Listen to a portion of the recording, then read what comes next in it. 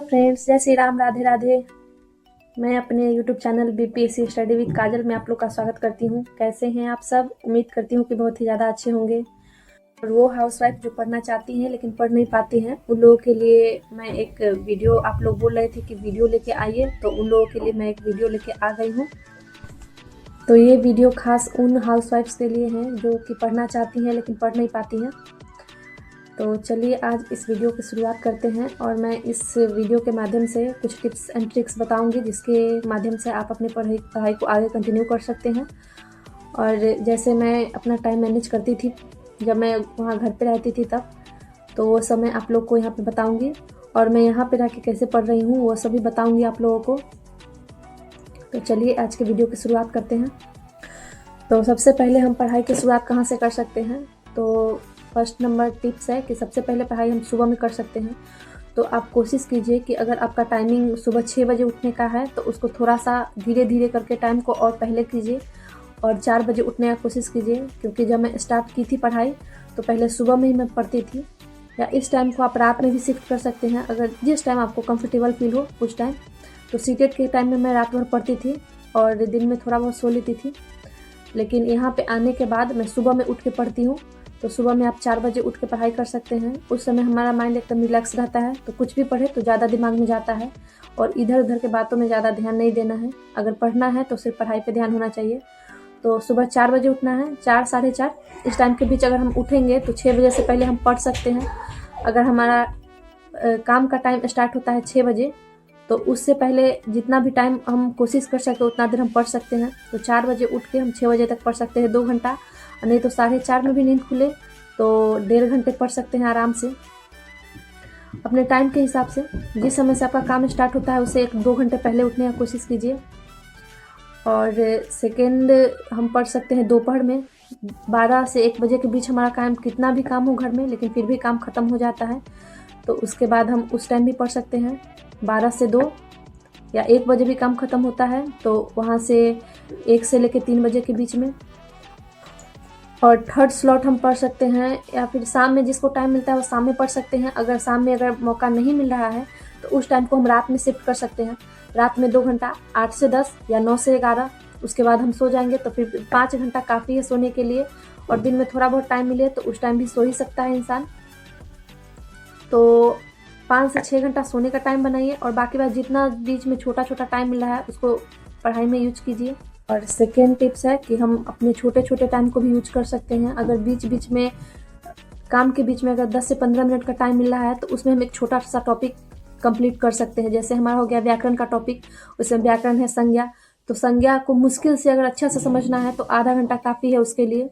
अगर हम एक बार पढ़ चुके हैं तो 5 मिनट में उसका रिवीजन हो सकता है। तो छोटे छोटे टाइम को यूज करना है, उसको इधर उधर गंवाना नहीं है।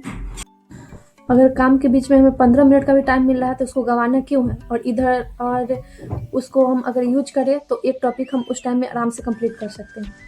अब तीसरा हो गया कि मोबाइल से दूर रहना है, जितना हो सके मोबाइल से दूरी बना के रखिए। रील्स देखने से कोई फ़ायदा नहीं है।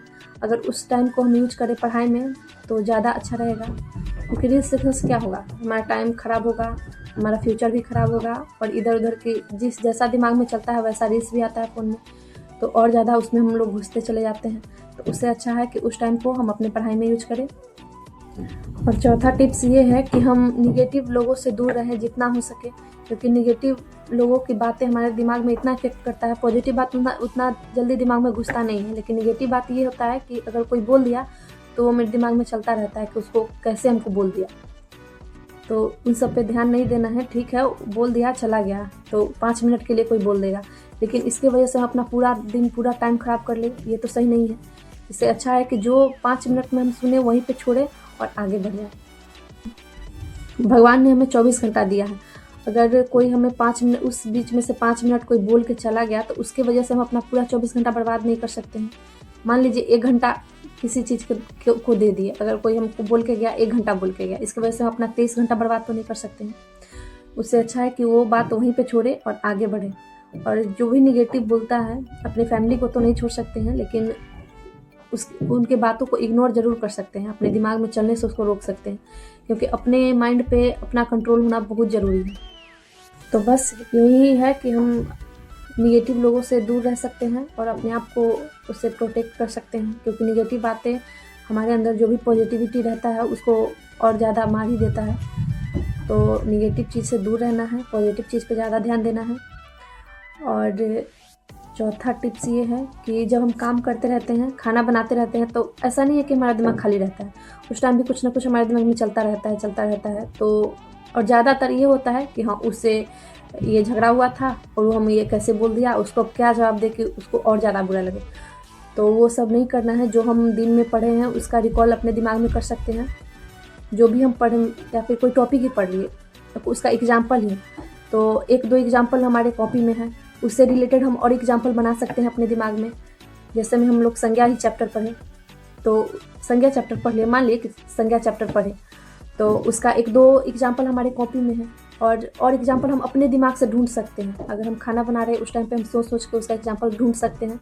इससे ये होगा कि वो दिमाग में ज़्यादा घूमेगा, तो बात हमें ज़्यादा देर तक याद रहेगा। या फिर कोई मैथ ही बनाए तो उस मैथ का फॉर्मूला हम लोग अपने दिमाग में सोच सकते हैं। सोचना तो निगेटिव बात सोचने से ज़्यादा अच्छा है कि हम अपने पढ़ाई को लेके सोचें, तो वो और ज़्यादा होता है कि रिवीजन होता है। ऐसे हमारे दिमाग में अगर चलता रहता है तो उसका रिवीजन होता है दिमाग में। तो वो सब अपने दिमाग में सोचते रहना है। पढ़ाई से रिलेटेड चीज़ सोचना है, ज़्यादा इधर उधर का बात नहीं सोचना है, क्योंकि उससे कोई फ़ायदा नहीं है। अगर पढ़ाई का हम सोचेंगे तो उससे ज़्यादा फ़ायदा होगा हम लोग को। आज का मैं नोट्स बनाने से पहले पिछला 1 दिन पहले का या फिर 2 दिन, अगर ज़्यादा है तो 1 दिन का ही पढ़ूंगी, अगर कम है तो 2 दिन का मैं पहले रिवीजन कर लूँगी, उसके बाद मैं आगे स्टार्ट करूँगी। ऐसे छोड़ देने से छूट ही जाता है वो, इसलिए आगे पढ़ने से पहले 1 चैप्टर, ज़्यादा नहीं, बस 1 चैप्टर पीछे से रिवीजन कर लेना है। बस यही हम कर सकते हैं। और रिवीजन करना बहुत ज़रूरी है, क्योंकि रिवीजन से ही हम लोग और ज़्यादा उस चीज़ को अपने दिमाग में बैठा सकते हैं। तो रिवीजन करने का बहुत सारा तरीका है फ्रेंड्स। अपने 1 दिन पहले का रिवीजन कर सकते हैं या फिर टारगेट लेकर रिवीजन कर सकते हैं। नहीं तो ऐसे ही अपने खाली समय में जब हम कोई काम कर रहे हैं उस टाइम हम उस चीज़ को अपने दिमाग में सोच सकते हैं। दिमाग हमारा खाली नहीं रहता है, हमेशा कुछ ना कुछ सोचते ही रहता है। तो उससे अच्छा है कि हम अपनी पढ़ाई को सोचें तो ज़्यादा बेहतर। तो फ्रेंड्स, हाउसवाइफ होना कमज़ोरी नहीं है। अगर हम उसको सही तरीके से अगर लें तो उसको हम अपना ताकत बना सकते हैं। हाउसवाइफ होना हम लोग को दबा नहीं सकता है। अगर हम अपने सपनों को पूरा करना चाहें तो कोई भी ऐसा शक्ति नहीं है कि हम लोग को दबा सकता है। थोड़ा थोड़ा उसमें से टाइम निकाल के, जैसे हम अकेले रहते हैं तो अकेले का काम करते हैं, लेकिन हमारा बच्चा हो जाता है तो बच्चा को लेके काम करना पड़ता है। उसमें हम बच्चे को एडजस्ट करते हैं कि नहीं करते हैं, तो फिर हम 1-2 घंटे पढ़ाई क्यों नहीं कर सकते हैं एडजस्ट। तो वैसे ही हम लोग पढ़ सकते हैं, और कोई रास्ता नहीं है फ्रेंड्स। पढ़ाई ही ऐसा रास्ता है जिससे हम अपने फ्यूचर को बदल सकते हैं, नहीं तो वही परिस्थिति रह जाएगा, हमेशा हाउसवाइफ बन के जीना पड़ेगा। तो अपने में संकल्प लीजिए कि हमेशा हाउसवाइफ बन के नहीं रहना है। हाउसवाइफ बन रहना ठीक है, वो भी हम करेंगे, लेकिन हमारा अपना भी कोई वजूद होना चाहिए, अपना पहचान होना चाहिए। दूसरे के पहचान से हम लोग कितना दिन जिएंगे। तो फ्रेंड्स, हाउसवाइफ होना हमारी कमजोरी नहीं है। अगर हम सही स्ट्रेटेजी के साथ और सही गाइडेंस के साथ और अपने टाइम मैनेजमेंट के साथ काम करें तो हम अपनी पहचान को ज़रूर बना सकते हैं। और कोई ऐसा ताकत नहीं है कि हम हमेशा एक ही जगह टिके रहें।